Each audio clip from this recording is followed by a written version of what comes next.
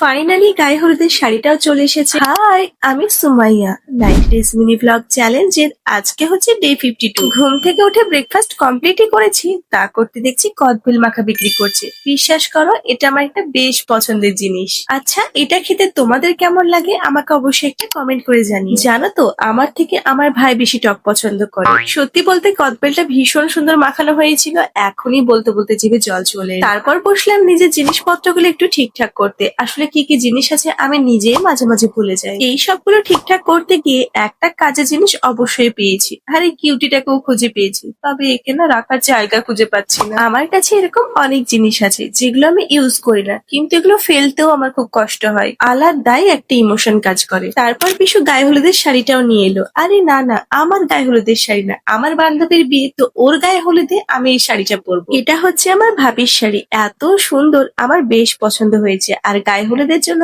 একদম পারফেক্ট। সন্ধ্যার দিকে সমস্ত ঘরের লাইট অন করে দিয়েছিলাম আর পিছু আমার জন্য আইসক্রিম নিয়ে এসেছিল, তো দুজনে মিলে সেটা এনজয় করছিলাম। মিনি ব্লগ কেমন লাগলো অবশ্যই জানিও।